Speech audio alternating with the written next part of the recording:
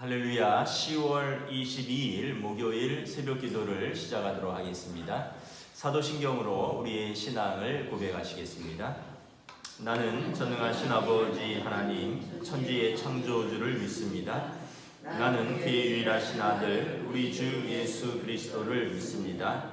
그는 성령으로 잉태되어 동정녀 마리아에게서 나시고 본디오 빌라도에게 고난을 받아 십자가에 못 박혀 죽으시고 장사된 지 사흘 만에 죽은 자 가운데서 다시 살아나셨으며 하늘에 오르시어 전능하신 아버지 하나님 우편에 앉아 계시다가 거기로부터 살아있는 자와 죽은 자를 심판하러 오십니다.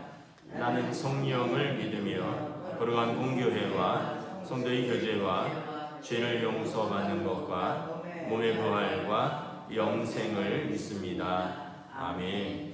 찬송가 263장입니다. 찬송가 263장 찬양하시겠습니다.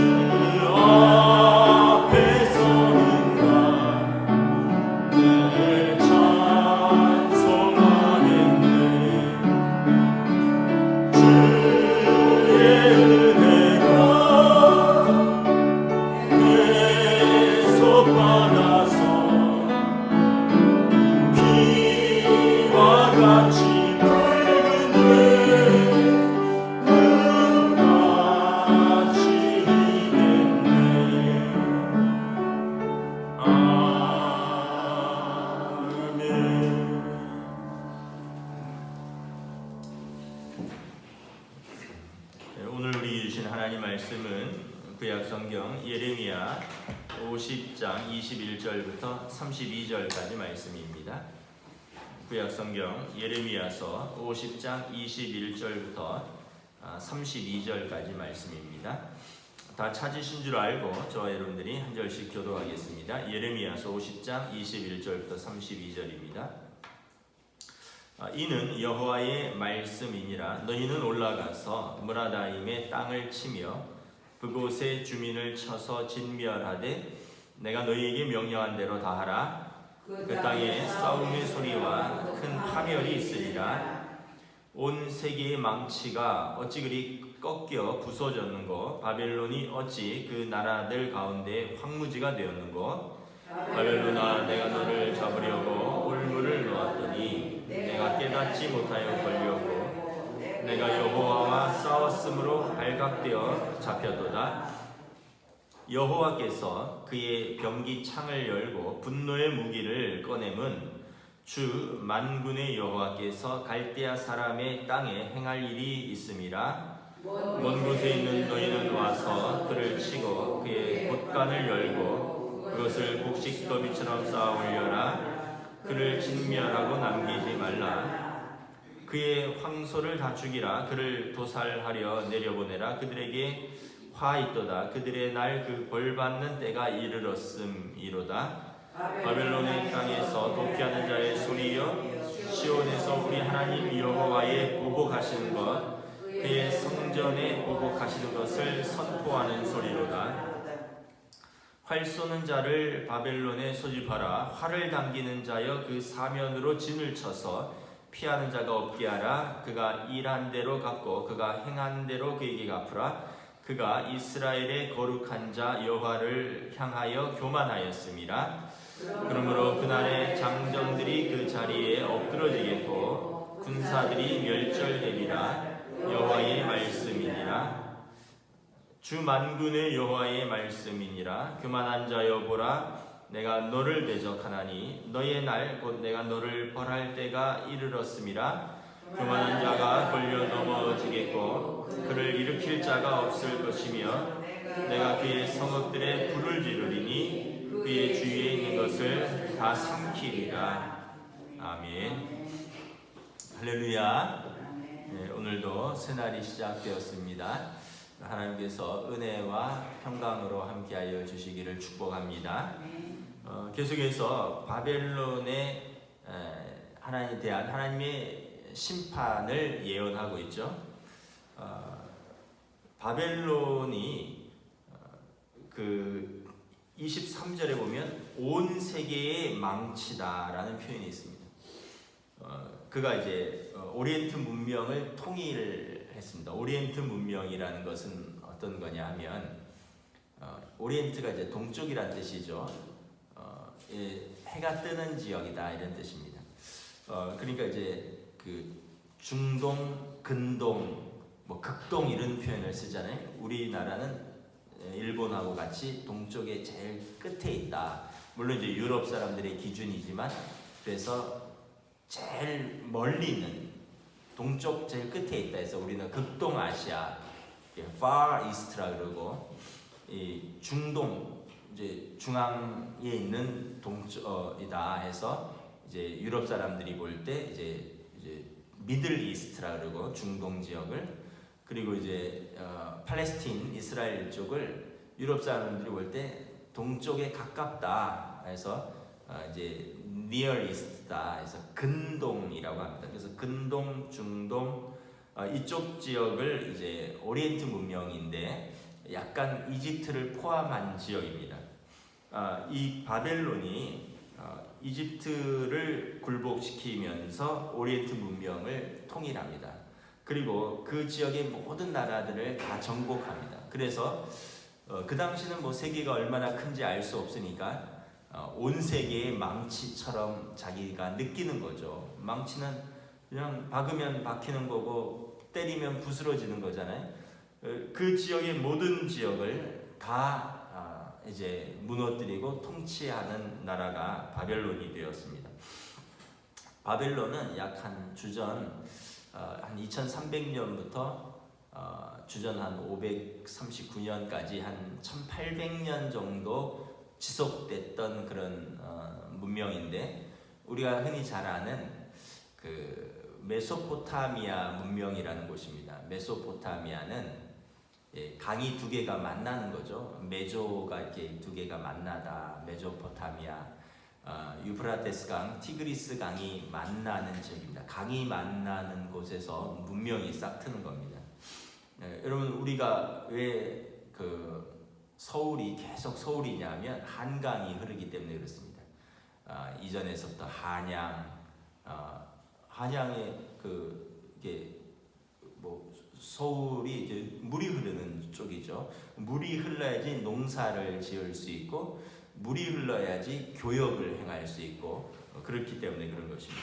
그러니까 이 바벨론의 지역은 티그리스 강과 유프라테스 강이 이렇게 흘러서 만나는데 그러면서 이제 그 지역이 이제 페르시아만이라 그러죠. 지금은 뭐 걸프만이라고도 하고 이 페르시아만이라고 하는 그 지역, 그러니까 이란, 이라크, 쿠웨이트, 뭐 사우디아라비아를 어떻게 보면 총괄하는 그 지역입니다. 이 사람들이 얼마나 이제 자부심이 있었느냐. 31절에 보면 계속 너희가 교만하다 이런 표현을 씁니다. 29절에도 보면 그가 이스라엘의 거룩한 자 여호와를 향하여 교만하였습니다. 31절에도 주 만군의 여호와의 말씀이니라 교만한 자여 보라 내가 너를 대적하노라. 32절에 교만한 자가 걸려 넘어지겠다. 그러니까 교만할 수밖에 없죠. 왜냐하면 너무 잘난 것들이 많기 때문에 그렇습니다. 아브라함이 떠난 땅이 갈대아 우르라고 하는데 그곳이 바로 여러분 메소포타미아 지역입니다. 갈대아 땅 우르. 그때의 이 문명들을 보면 얼마나 찬란하냐 하면 그때 문자가 있었습니다. 쇠기 문자라고 해서 지금부터 4,000년 전에 문자가 있어서 그 사람들이 글을 썼다는 거죠. 쇠기 문자라고. 그리고 바벨탑이 이곳에 있다라고 사람들이 이제 생각을 합니다. 지글랏이라 그러는데 하늘 높이 성을 쌓았다라는 거죠. 그러니까 엄청난 건축 기술이 있는 거죠. 그 바벨론 문명 중에 건축 중에 유명한 게 공중정원입니다. 공중정원. 공중에다가 정원을 만들었다는 거죠. 여러 층의 화원을 만들어서 공중에다 정원을 만들었다. 그러니까 얼마나 아름다웠고 얼마나 고도의 기술이 필요한가라는 거죠. 그리고 이 바벨론의 자랑이 뭐냐면 함무라비 법전입니다. 함무라비 법전. 세계 최초의 성문법이라 그러는데 이 법전을 이미 이제 완성을 한 것입니다. 그래서 예를 들면 눈에는 눈으로 이에는 이로 이거는 우리 출애굽기에도 또 구약 성경에도 나오는 동태복수법, 동해복수법이라 그러는데 함무라비 법전에도 그런 내용이 나옵니다. 그러니까 이 눈에는 눈으로 이에는 이로라는 것은 남에게 해를 가한 만큼만 보복한다라는 것입니다. 근데 이게 개인이 보복하는 게 아니라 공권력이 보복하는 것입니다. 개인이 보복하면 눈으로 하지 않습니다. 내 눈을 뺐다면 생명을 취하겠죠. 내 이를 뺐다라면 그 가문을 몰살시키는 것이 이제 그 고대인들의 복수고 어떤 가문들의 어떤 복수인데 이미 함무라비 법전에 눈에는 눈으로 이에는 이로. 그러니까 나에게 해를 가한 만큼만 벌을 주라. 근데 그것을 개인이 하는 게 아니라 국가가 하는 거죠. 그러니까 공권력이 이미 있었고 이제 나름대로의 사법 체계 그리고 어떤 그런 그 사회적 공의라는 그런 것이 있었다라는 것입니다. 그러니까 이 사람들이 얼마나 자랑스럽겠습니까? 건축 기술이 있죠. 바벨탑을 쌓았죠. 공중정원을 만들었죠. 문자를 쓰죠. 또 교역이 활발하게 일어나죠. 또 거기에 법전이 있어서 이 사회가 되게 정교하게 굴러가죠. 그런데다가 군사력은 또 얼마나 셉니까? 이집트를 굴복시켰으니까 그 완전히 오리엔트 문명을 통일한 나라입니다. 그러니까 그 안에 자부심이 굉장히 센 거예요. 우리 같은 나라가 없다. 한 문명이 다른 문명을 또한 무너뜨렸으니까 이 메소포타미아 문명이 나일강 문명을 무너뜨린 것이죠. 그런데 그 교만함을 하나님께서 몹시 하나님을 대적하신다라고 표현을 합니다. 그들이 여호와와 싸웠다. 23절 하반절에 보면 내가 여호와와 싸웠도다. 29절에 보면 이스라엘의 거룩한 자 여호와를 향하여 교만하였다. 28절에 보면 그래서 하나님이 보복하시는 것이다. 그의 성전을 무너뜨리는 것, 그의 백성을 무너뜨리는 것에 대한 하나님의 보복이다. 그래서 31절에 교만한 자여 보라, 내가 너를 대적하고 내가 너를 벌할 날이 이르렀다. 교만한 자가 걸려 넘어지겠다. 그들이 견고한 성읍이 불을 지르며 당하리라. 그래서 결국은 이제 주전 539년에 페르시아의 키레스 왕에 의해서 정복당합니다. 키레스는 성경에 고레스 왕이라고 나오죠. 결국은 여러분 그 자랑하던 문화, 자랑하던 힘, 그 자랑하던 번영이 무너지는 날이 오는 것입니다. 그래서 여러분 우리가 하나님은 교만한 자를 대적하시고 겸손한 자에게 은혜를 주신다라고 말씀을 합니다. 그래서 교만에 대해서 우리가 항상 주의를 가져야 됩니다. 왜냐하면 교만은 내가 자랑하던 것 때문에 무너지는 날이 온다라는 것입니다. 교만은 어떤 거냐 하면 우리가 이제 생각할 때는 이런 거죠. 남보다 나를 더 높이는 것이 교만이죠. 근데 사실은 그 교만의 뿌리에는 뭐가 있냐면 자기 애가 있습니다. 자기 사랑. 자기를 너무 사랑하기 때문에 다른 사람보다 자기를 더 높이는 거죠. 그래서 그런 것들이 여러 가지 형태로 나타납니다. 예를 들면은 그 자랑으로 드러나고요. 또 탐욕, 더 가져야 된다. 왜냐하면 남보다 더 높아야 되고 그래야 자랑할 것이 생기고 자기를 사랑하니까 자기를 위해서 계속 쌓아야 되니까 그래서 여러분 그 공부를 너무 하는 것도 때로는 그것도 자기 애일 수 있습니다. 자기 애. 제가 미국에 있을 때 공부를 20년 하는 목사님이 있었어요. 공부를 20년. 그럼 공부 20년 하면 어떻게 될까요? 가정이 피폐해집니다. 가장이 공부를 20년 하면 돈을 벌지 못하잖아요. 그럼 아내가 죽도록 고생하는 거예요. 그러니까 자기는 공부가 좋은 거예요. 자기는 공부를 계속해요. 근데 하여튼 또 신분 문제, 학위 문제가 또 학위를 딸만 하면 또 교수님이 돌아가시고 그래서 다시 시작하기도 하고 또 너무 어려우니까 다시 또 일하기도 하고 그러다 다시 또 공부하고 다시 또 비자 문제 때문에 또 하고 또 학교를 옮기기도 하고 이런 여러 가지 과정을 거치기도 하지만 공부를 너무 자기는 좋아해요. 근데 사실은 그것도 자기 애입니다. 가족을 또 생각을 해야 되죠. 여러분 또 자기 물질을 너무 좋아하는 것도 이것도 이제 자기 애입니다. 뭔가를 너무 좋아한다는 것은 자기 만족이거든요. 일을 너무 좋아하는 것도 여러분 자기 애입니다. 그 일을 통해서 자기를 인정받고 싶어하는 거거든요. 그 일을 통해서 자기의 성취를 나타내는 것이거든요. 그러다 보니까 여러분 어떻게 보면 일을 너무 좋아해서 자녀들이 어떻게 크는지도 모르고 가족이 뭘 돈은 갖다 주겠죠. 그러나 가족과 살면서 가족과의 삶이 없는 거죠. 왜냐하면 새벽부터 나가서 밤늦게까지 하고 그러나 이제 그 일도 그만두는 날이 오게 되겠죠. 그때는 어떻게 될까요? 가족과의 관계가 아무것도 남는 게 없는 겁니다. 왜냐하면 아이들이 자랄 때 아빠와의 추억이 없어요. 왜냐하면 아빠는 새벽같이 나갔고 밤에 들어오는 거죠.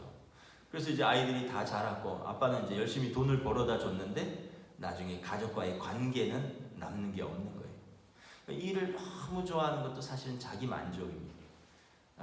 또 돈을 너무 좋아하는 것, 공부를 너무 좋아하는 것, 사실은 그 너무 좋아하는 게 뭐가 있다는 것은 자기를 즐겁게 한다는 거거든요. 자기를 만족시키는 것입니다. 그러다 보면 이제 그것이 자기 자랑이 되는 겁니다. 나 이렇게 열심히 살았다. 나 열심히 그렇게 공부했다. 나 그렇게 열심히 일했다. 그래서 나 열심히 돈을 모았다.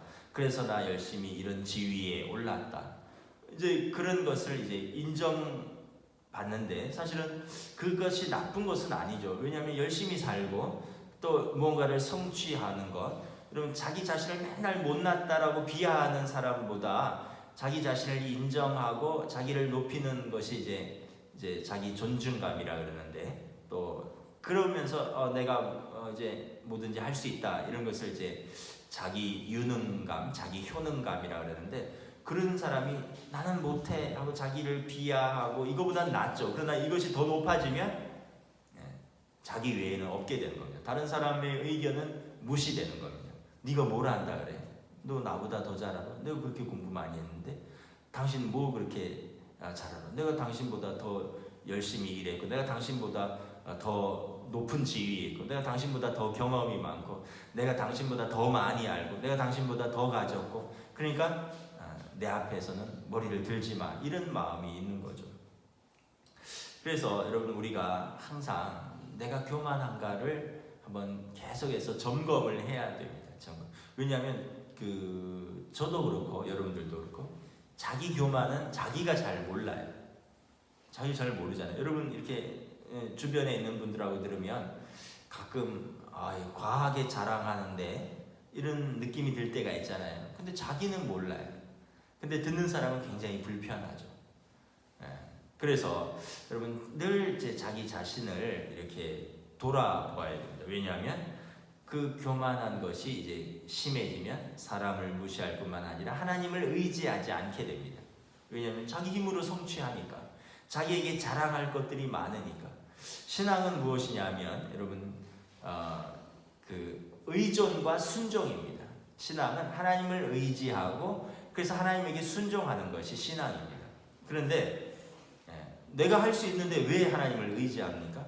내가 가진 것이 많고 내가 능력이 많고 내가 할 수 있는 게 많기 때문에 사람들이 하나님을 의지하지 않고 또 하나님께 순종하지도 않는 거죠. 그런데 여러분 신앙은 하나님께 의존하고 하나님께 순종하는 것입니다. 아브라함을 보십시오. 떠나라, 내가 내게 그 지시할 땅으로 가라. 아브라함이 갈 바를 알지 못하나 하나님의 말씀을 믿고 떠났고 하나님께서 이것을 그의 의로 여겼다라는 것입니다. 다윗은 늘 하나님 앞에서 나는 아이라, 어린아이와 같이 나는 갈 바를 알지 못하나이다. 다윗 왕이 여러분 이스라엘의 가장 위대한 왕이거든요. 그런데 나는 어린아이, 나는 하나님 앞에서 아이라 라고 표현을 하는 거죠. 그래서 여러분 오늘 말씀처럼 하나님은 교만한 자를 대적하신다, 꺾어버리신다. 그 자랑하던 것이 꺾이는 날이 온다는 것입니다. 여러분 바벨론이 망할 줄 어찌 알겠습니까? 그 문화와 그 힘과 그 강대한 성과 그 군사력이 꺾일 줄 어찌 알았겠습니까? 그러나 꺾인다라는 것입니다. 그래서 여러분 우리도 하나님이 내가 자랑하는 것을 어쩌면 때로는 꺾을 수 있다. 왜냐하면 내가 교만해서 하나님을 의지하지 않는 것보다 내가 자랑하는 것, 꺾어서라도 하나님을 의지하는 것이 하나님 보시기에 더 좋기 때문에 그렇습니다. 여러분 한번 생각해 보세요. 여러분들이 뭐 자녀도 있고 그런데 부모인데 자녀가 공부를 잘해요. 그래서 뭐 서울대학도 나오고 뭐 하버드도 나오고, 근데 부모를 무시해 보세요. 그럼 그 공부한 것이 부모가 볼 때는 어떨까요? 결국은 교만한 것이 되는 거죠. 여러분 어떤 사람이 물질이 많아요. 그래서 자기 밑에서 일하는 사람, 물질이 없는 사람들을 무시해 보세요. 그러면 그 물질을 가지고 세상을 아름답게 섬길 수 있고 다른 사람을 도울 수 있는데 그걸로 자기는 높이고 남을 무시하는 것으로 쓴다면 하나님 보실 때 교만한 거죠. 그러니까 여러분 우리가 이렇게 볼 때 이런 것들이 주변에 너무 많이 있습니다. 그래서 우리가 항상 마음을 이렇게 하나님 앞에 서면 우리가 겸손해지죠. 이스라엘 사람들이 모자를 쓰고 다닙니다. 남자들이 모자를 쓰는 이유는 뭐냐면 내 위에 하나님이 계시다라는 것을 늘 기억하기 위해서입니다. 멋으로 쓰고 다니는 게 아니라 그 빵떡 모자 같은 걸 쓰고 다니는데 우리 위에 하나님이 계시다, 이걸 늘 기억하는 겁니다. 그래서 여러분 저와 여러분들이 내가 교만한 자가 되지 않고 겸손한 자가 되기를 원합니다. 그 부부관계에서도 이 교만하면 부부관계가 깨어집니다. 한 사람이 다른 한 사람보다 위에 있다라고 생각하면 굴복시키려고 그러고 이제 그 위에서 어떤 군림하려고 하는 것이기 때문에 평등한 부부관계, 어떤 삶의 동역자 관계가 형성되지 않기 때문에 깨어지는 거죠. 여러분, 부모 자식 간에서도 부모가 자녀들을 힘으로 압제하거나 이러면 관계가 깨어지는 것입니다. 왜냐하면 그 부모 자녀는, 그럼 부모는 자녀를 자애로 돌보는 것입니다. 자비롭고 사랑으로 돌보는 것입니다. 그런데 힘으로 너 내 말 안 들으면 뭐 맞아야 돼. 너 내 말 안 들으니까 소리 내가 지르는 거야. 막 이런 식으로 해서 그렇게 키우면 부모 자녀의 관계가 깨어지는 것입니다. 여러분, 삶에서도 마찬가지입니다. 다 우리가 하나님의 형상으로 지음 받은 사람들입니다. 제가 어떤 그 회사에서는 대기업인데 요즘 이렇게 부른다고 합니다.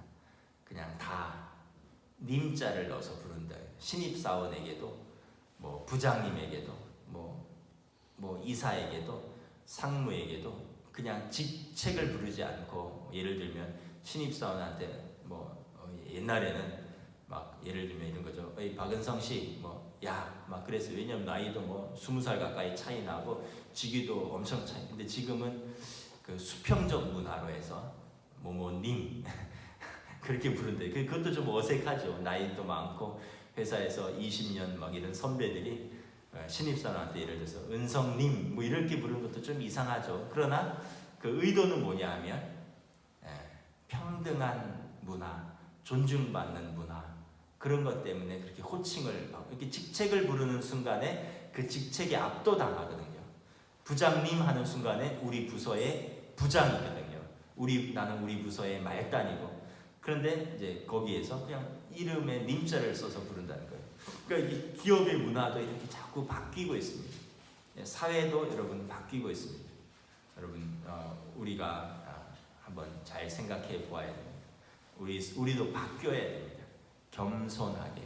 우리 유교 문화는 연공서열입니다. 나이가 많기 때문에, 내가 너보다 나이 많기 때문에, 내가 남자이기 때문에, 내가 더 지위가 높기 때문에 대접받아야 된다. 그러나 우리 기독교 문화는 그렇지 않습니다. 더 높은 자가 섬기는 거예요. 예수님께서 허리에 수건을 들으시고 제자들을 섬겨주셨습니다. 더 가진 자가 더 베푸는 것입니다. 자랑하는 것이 아니라 더 연세 많은 분들이 더 어린 사람들을 돌보고 사랑으로 베푸는 겁니다. 힘 있는 사람이 약한 사람을 더 연약한 그릇으로 보고 그를 섬기는 것입니다. 그러니까 여러분, 우리는 유교 문화가 아닙니다. 우리는 연공서열 문화가 아닙니다. 우리는 하나님의 자녀로서 하나님 나라에서는 작은 자가 큰 자다. 다시 한번 기억하시기 바랍니다. 하나님은 교만한 자를 대적하시고 겸손한 자에게 은혜를 베푸신다. 바벨론이 꺾이는 것입니다. 기도하겠습니다.